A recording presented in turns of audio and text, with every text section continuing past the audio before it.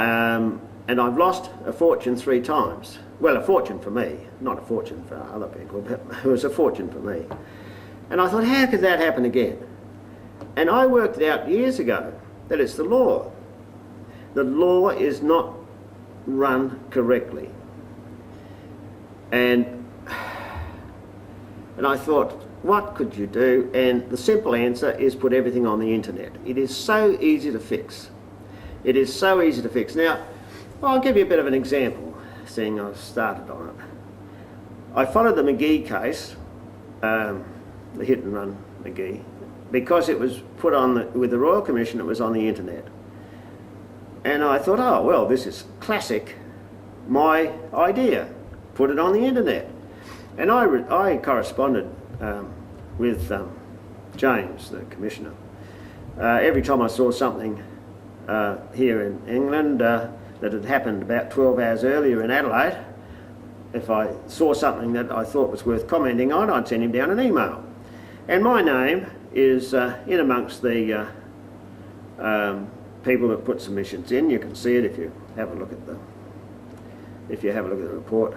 And I won't go into it very much at this stage because, as I understand it, there was a private report put in, and there was going to be perhaps some further prosecutions. So it's not the time to talk about it now. But I had a quick glance at it just a couple of nights ago, and I can tell you now that I still feel there was some errors made in that Royal Commission. Having said that, I'll say no more, but I'm only trying to make the point that once court stuff is on the internet, and people like me, halfway around the world, can say, hey, they've overlooked this. Well, I'll tell you what they've overlooked. The mark that the bike made when Humphreys got hit by McGee is on the road. And the evidence is clear that Felice saw him get hit up into the air, and it took so many seconds for the vehicle to pass Felice, because Felice pulled up. Now it's all in the transcript, and you can see that McGee was 100 yards behind that cyclist, or he was 100 yards behind Felice when he hit the cyclist. Now, Algie, the guy that's putting on a show against Joanne Lees, was the lawyer for McGee. And if you read the whole thing carefully, McGee didn't say that I manoeuvred out and I pulled in and out like this. That's what Algie said. If you read it carefully, Felice and his wife gave evidence and they weren't cross-examined. That's because Algie said, gee, he didn't say he's 100 yards back. And because the words weren't said, Algie was then able to use his skill as a barrister to make up the story for the jury to swallow. Now, I'm over here, and I've only spotted this on the internet, and I've told James, of course, and that's why I'm saying I'm not too sure that he's done it right, because of what I've seen so far. No, I won't go into that any further. I'm just saying how you can see it from the other side of the world. Now, the other one that I've looked at is Keogh. I've been away from South Australia for so long that I don't know these people, but someone sent me up a cassette that Channel 7 had done, Today Tonight had done, and I start to learn a bit about Keogh. Now, there's no way that Keogh killed his fiancée. No way. Because Roth, the prosecutor, said it was done for the insurance money. Now, what went wrong in that case is that nobody thought to call in an insurance expert. They call in all sorts of other experts into these law cases, but everybody seems to think they know all about life insurance. And I'm over here, and I can tell you now don't forget, I can't see the stuff, but I can tell you for sure, Keogh did not put in all the medical details he had to put in if it was going to be a legitimate insurance policy. Keogh wrote up those proposals to get the commission and to get tax deductions and to boost his sales figures. And that's what he did. It's what he said he did, and people took no notice of him, but of course it's what he did. Because now if anyone wants to say I'm wrong, you're over there, go and have a look. Somebody must be able to have a look at the applications that Keogh wrote out to get the insurance. And just for those that don't know, it was $1 million of insurance. And of course the advertiser and other media were full of the fact that some guy forged signatures on insurance papers and was going to get $1 million of insurance, and then he drowned his fiancée in the bath to collect the money. Now, what a lot of Tommy rot. And to prove that it's Tommy rot, you only have to look at the applications he filled out, and I will absolutely guarantee that he did not put down the medical history of Anna Jane Cheney. There's no way at all that he would have put that down. Now, if he didn't put down the medical details, and therefore it looked as if she's got a perfectly clean sheet in the health department, then of course she didn't need a medical. So they just issued the policies. Well, what a lot of Tommy rot. Keogh knew he didn't have insurance on her. In the very first place, when he first spoke to Anna's father on the day after, he said there was no insurance. And that was right. There's bits of paper that Rofe goes by and the policewoman and whoever else cooked up that thing on Keogh. But what has gone wrong in this case is that those that have looked at it for the defence and whoever's looked at it afterwards haven't known or haven't thought that you can't do insurance on big figures and pretend someone hasn't been to the doctor when they've been many, many times. If you go to the doctor, it has to go onto the form. Now, if you think I'm not serious about running for governor, well, check those applications. And don't forget, I'm over here, and I can only tell you from just my general knowledge that those insurance policies were invalid, and Keogh knew it, and anyone that knows anything about insurance would know it. So, there's been a great big mistake. Now, I only got onto this about a month ago, and I sent some pretty hot sort of emails down to Michael Atkinson and Kevin Foley, because they said some nasty things in Hansard, and I have to thank you two guys, because that's what prompted me to decide to run for governor. I saw this bit in Hansard, I said, these rotten dogs, fancy saying that.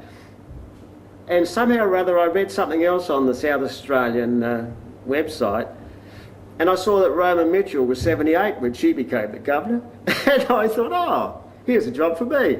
I'm not too old for this job. I mean, I know I'm getting old and I can't tackle every job because, I feel like tackling them, but I'd be barred. But I'm not barred from being governor. I got years to go yet. So I have to thank Foley and Atkinson, because they riled me up so much. It's just sitting in front of my computer. I saw what they said about Keogh, and by this time I knew a bit, because I'll just show you this. I've been reading Bob Bowles' book. Can you see it there? I'll give him a plug, because Bob's got a very good website, and that's his book. And of course I'd had the cassette, so I knew a fair bit about it by then. And then I saw that there's been a petition in for 3 years, sitting on Atkinson's desk, and he won't make a decision. And Keogh's been in jail for those 3 years. He's been in for about 11 now, as far as I can see. It might be 12. But He shouldn't be in at all. Nobody ever found an expert in insurance that could tell them what I'm telling you now. Now, I've told this now to Atkinson and Foley and Rob Kerrin and a few others down there. I've just forgotten who's on my list of emails, but Vicky Chapman, those that were involved. I'm just trying to think of the thinnest guy, but Dean Brown. Yeah, those that spoke in that particular Hansard event, I'll call it, got my emails saying what I'm telling you now. Well, now I'm going to get Cole to, that's Colin here, to do some DVDs, and I'm going to send these all off so that all of you know that Keogh is in by mistake. I'll have to say it's a mistake because from what I've read, no one has realised that those policies were totally invalid. They've only looked at the forgeries, and also, I mean, when I say forgeries, Keogh signed for her, and that was it, the normal practice. And of course, seeing he wasn't trying to open a proper policy, well, so what? I mean, it's not something I'd do, but I'm not going to criticise him too much for it. He's paid his price already. The other thing he did was to say there were no other policies. But no one picked it, that I've seen, that there wasn't the full information given on the medical. Now, the people I sent emails to are now known for about a month. I won't say if, when I'm selected by you voters by voting for the parties that will select me, that's a couple of ifs. So when I'm governor next March, Keogh gets out the day I'm in. There's no doubt about that. Keogh is out when I'm in because he should not be in jail. Now, I'm certainly not going to get cross tonight because this is a happy night, but I'm looking to fire somebody down there, and I'm scratching my head and I'm trying to think, well, Rope's gone, who can I fire? Seeing I said I'd fire somebody. And anyway, the people that now know about the medicals, the application forms, and that's every one of you that are listening to me now, those that are responsible and could do something are negligent, and they should be sacked. So, Keogh should be released. He should be released already. He should already be released. The information's down in Adelaide because I've sent it to him. And once you've got this, there's more of you know about it. Now, if you can find on his application that someone would say, some expert in insurance would say, oh, this application was properly filled in as far as the medical details are concerned, please let me know. And I'll say, oh, I made a big boo there. But I don't think I made a boo-boo. I think I'm right, and seeing it gets down to a mistake, I think we have to not look at people being terrible. We all make blunders, and if we don't know something, we can't be blamed for it. Well, I don't think you can be. And so who would you say is at fault? Only the defence side, because they should have got an insurance expert. Anyway, that's enough of that. I'm only wanting to emphasise that if matters get on the internet, people from anywhere might come in and say, you haven't thought of this. Now, I've told you about the bike pedal with the hit and run thing, and I've told you about the insurance application. So that's two things I've spotted, and I'm not even interested. I don't know the people, and I'm not that interested anyway. I mean, when I say that, naturally I've got the sympathy for those that have been hurt and so forth. But I'm not running around trying to do this. I'm only interested because they're on the internet. Now, that's enough about law. The law is terrible in South Australia. I don't know that it does need a Royal Commission. I do think that if everything is properly on the internet, And if voice recorders were used with videos, and they'd have to be done in such a way they couldn't be doctored, like Colin would be able to doctor this if he wanted to. So there'd have to be some sort of security so that a technician can't come along and take out the lying bits, because with the new technology, they're fairly good. No one's claiming they're perfect, but it would start to give guides to the investigators. And that's a dirty word. From what I can see, the investigators are causing a lot of the trouble. The investigators know what their bosses want, and they put forward the stuff their bosses want to hear. So if there was a few that I'd be firing, not that I'd be wanting to get down into all the nitty-gritty because it's a bit of a pain, but